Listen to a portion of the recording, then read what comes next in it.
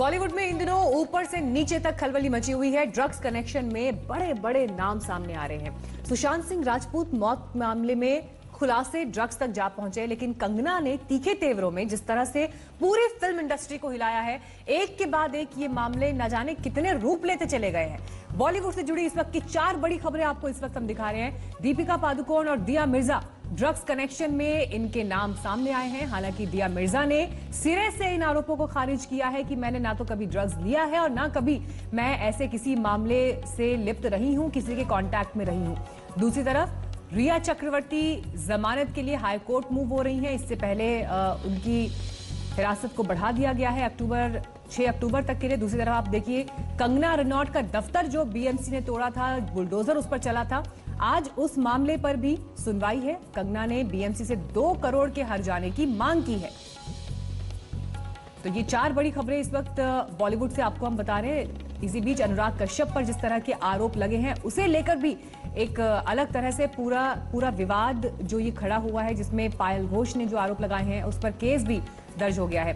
लेकिन drugs connection को लेकर आज के दिन में क्या है होने वाला है, वो हम आपको बता रहे हैं। ड्रग्स कनेक्शन में दीपिका के बाद दिया मिर्जा का नाम भी शामिल आया है। हालांकि दिया मिर्जा ने डिनाई किया है सभी आरोपों को। दीपिका इस बीच गोवा में शूटिंग कर रही हैं, लेकिन जल्द ही अभिनेत्रियों से एनसीबी पूछताछ कर सकती है, उन्हें समन किया जा सकता है। जो चेहरा फिल्मों से लेकर सामाजिक मुद्दों की पहचान बन चुका है, आखिर क्या वो सच में ड्रग्स के जाल में बुरी तरह से फंसा हुआ है?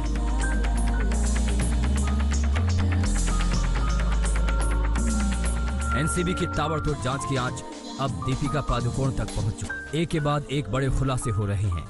दीपिका ड्रग्स मामले में एक अहम सबूत हाथ लगा है। मुंबई के कोको नाइट क्लब की तस्वीर सामने आई है, जिसमें दीपिका 2017 में 28 अक्टूबर की रात गई थी। इसी पार्टी को लेकर दीपिका ने करिश्मा से बात की थी, जिसमें दीपिका करिश्मा से माल के बारे में पूछ रही थी। कहीं ना कहीं जो बातें चैट से सामने आ रही हैं कि आपके पास में चरस है या गांजा है, ये बातचीत साफ होने के बाद में कि अमित नाम का शख्स आपको ये जो ड्रग्स ला कर देगा, और उसके बाद में तय वक्त पर इस कोको क्लब जो कि मुंबई के लोअर परेल में कमला मिन्स कंपाउंड के अंदर मौजूद है, उस क्लब में वहां पर वो पहुंच जाती हैं। तो कम से कम जो चैट्स हैं वो तो सही साबित हो रहे हैं। दीपिका पादुकोण इस वक्त गोवा में फिल्म की शूटिंग में व्यस्त हैं। ऐसे में सवाल खड़ा होता है कि एनसीबी का अगला एक्शन क्या होगा? क्या एनसीबी दीपिका को पूछताछ के लिए बुलाएगी? और अगर दीपिका के ड्रग्स कनेक्शन के सबूतों में सच्चाई निकलती है, तो क्या दीपिका पादुकोण को गिरफ्तार किया जाएगा? दीपिका अब तक के इस ड्रग्स स्कैंडल का सबसे बड़ा चेहरा है, जिनका नाम सामने आने के बाद कई और बड़े नामों से भी पर्दा उठ सकता है। एनसीबी के पास दीपिका से पूछताछ की एक लंबी लिस्ट है, जिसका जवाब वो जानना चाहती है। आज तक के हाथ दीपिका पादुकोण का क्वान कंपनी की मैनेजर करिश्मा के साथ साल 2017 का एक व्हाट्सएप चैट हाथ लगा है, जिसमें माल यानी ड्रग्स की बात की जा रही है। ड्रग्स को लेकर ये बातचीत नारकोटिक्स कंट्रोल ब्यूरो के हाथ लगी है, जिसके बाद Deepika Padukone narcotics control bureau के रडार पर आ गई हैं। एनसीबी का कहना है कि आने वाले दिनों में दीपिका को सम्मन देकर पूछताछ के लिए बुलाया जा सकता है। एनसीबी सूत्रों के मुताबिक दीपिका का नाम सुशांत के पूर्व मैनेजर जया साहा की मैनेजर करिश्मा की चैट से सामने आई। दीपिका की ड्रग्स चैट की भाषा साफ तौर पर बता रही है कि जिस बारे में बात हो रही है वो निश्चित तौर पर बेहद संदिग्ध है। इस ड्रग चैट में दीपिका कौन कंपनी से जुड़ी करिश्मा से ड्रग के बारे में पूछ रही है। तुम्हारे पास माल है? हाँ, लेकिन घर पर। मैं बांद्रा में हूँ। अगर तुम कहो तो मैं अमित से भिजवा सकती हूँ। Yes please. अमित के पास है, वो लेकर जा रहा है। हैश है ना, गांजा नहीं? हाँ, हैश है। तुम कितने बजे तक कोको आ रही हो? 11:30 या 12 बजे। शैल वहाँ कब तक है? मुझे लगता है कि उसने 11:30 कहा था, क्योंकि उसे 12 बजे तक दूसरी जगह पहुँचना।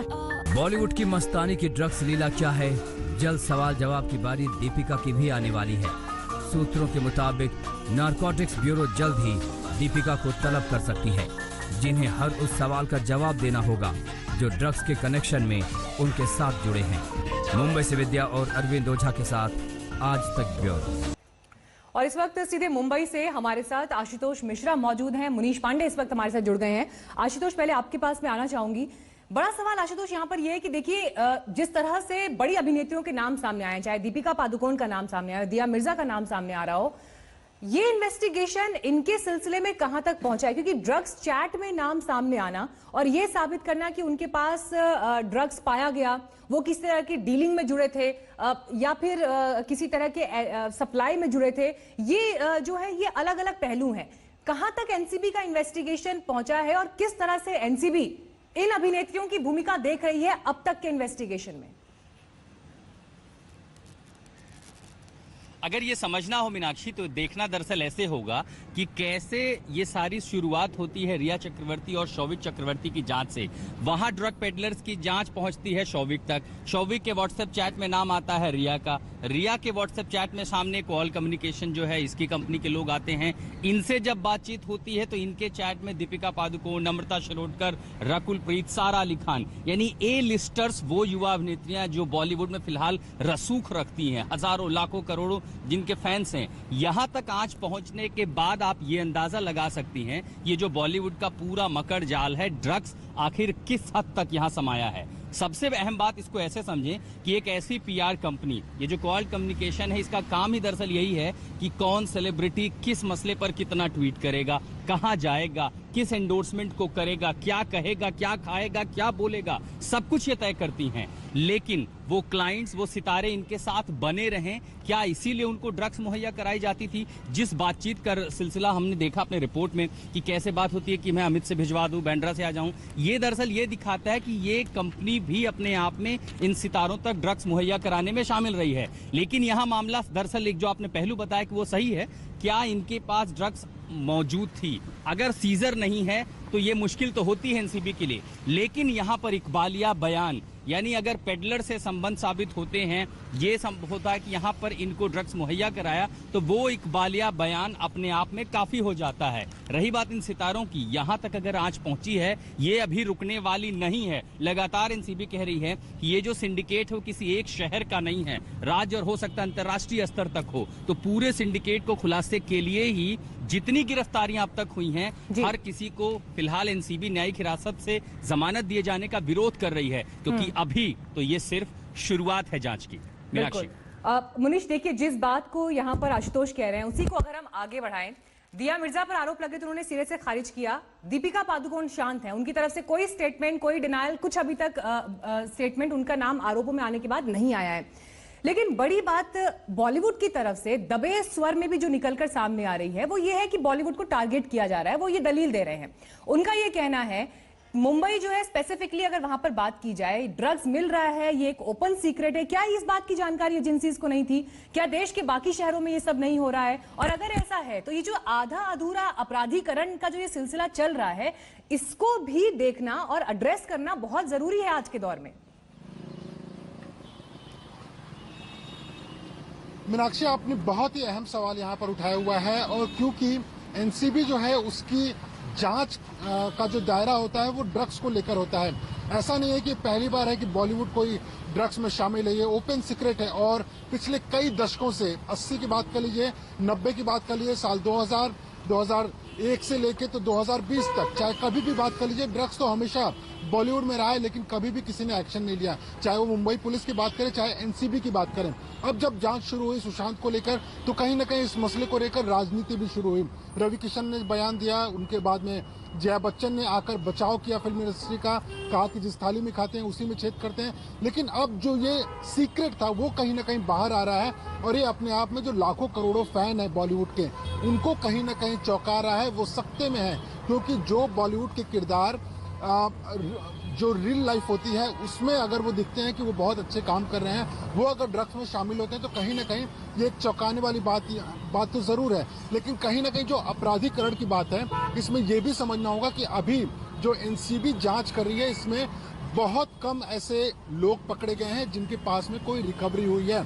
अभी तक जो कुछ भी पूछताछ हो रही है वो सिर्फ और सिर्फ व्हाट्सएप चैट के आधार पर हो रही है। व्हाट्सएप चैट के आगे एनसीबी का दायरा बढ़ेगा पेडलर्स के साथ में जोड़ने का। दीपिका पादुकोण या करिश्मा का जो मामला सामने आया मनीष, है, इसी बात पर मैं एक बात और जोड़ना चाहूंगी, क्योंकि आपने ये जिक्र किया कि जो गिरफ्तारियां हो रही हैं, जिनको दबोचा जा रहा है, उनके पास जो सीजर्स हुए हैं उसके आधार पर हो रही है। देखिए, साल 2019 के ये सरकार के आंकड़े हैं जो इस वक्त मैं कोट कर रही हूं। भारत में 3 करोड़ से भी ज्यादा लोग भांग का सेवन करते हैं, 1 करोड़ से ज्यादा लोग गांजा और चरस पीते हैं, ठीक है। इसके अलावा उत्तर प्रदेश, पंजाब, सिक्किम, छत्तीसगढ़, दिल्ली, इनका तो इन राज्यों का राष्ट्रीय औसत से भी ज्यादा हिस्सा है भांग के सेवन में।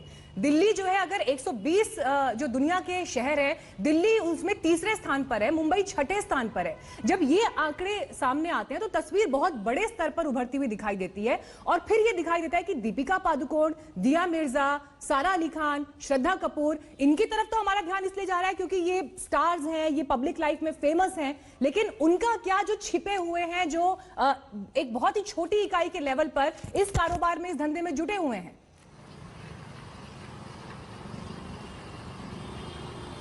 जी देखिए, आज की तारीख में भी मुंबई की किसी भी गली में आप अगर ड्रग्स चाहें तो आपको आराम से मिल जाएगा। आज भी कोई दिक्कत नहीं है और ना ही पहले कोई दिक्कत थी। और मैंने इसीलिए एक स्टिंग ऑपरेशन किया था, ठीक सुशांत के घर के बाहर मैंने ड्रग्स मंगाना चाहा और ड्रग्स वाला वहां पर देने के लिए आ गया, यानी कि एक फोन पे आपको डिलीवरी हो जाती है। ये तो सबको पता था कि ड्रग्स चाहे किसी भी शहर में, हिंदुस्तान के किसी भी कोने में पहुंच जाइए, जम्मू कश्मीर से लेकर तो कन्याकुमारी तक आपको ड्रग्स मिल जाएगा, लेकिन कभी नकेल कसी नहीं गई। जाहिर सी बात है, जो लोग भी ड्रग्स ले रहे हैं वो गैरकानूनी काम करते हैं, उनके ऊपर कार्रवाई होनी चाहिए। लेकिन जो इस लाखों हजारों करोड़ के बिजनेस में शामिल हैं, जो विदेशों से ड्रग्स को आराम से हिंदुस्तान में मंगाते हैं, हिंदुस्तान में जो ड्रग्स उपज होती है उसको गलियों गलियों तक पहुंचाते हैं, उनके ऊपर सबसे पहले कार्रवाई होनी चाहिए।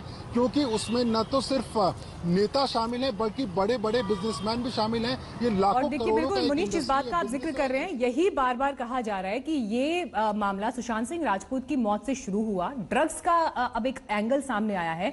जरूर जो लोग दोषी हैं उन पर कार्रवाई होनी चाहिए, लेकिन ऐसा नहीं है कि जिस स्तर पर ये मामला फैला हुआ है, ड्रग्स का ये व्यापार फैला हुआ है, वो फिर कहीं पीछे छूट जाए।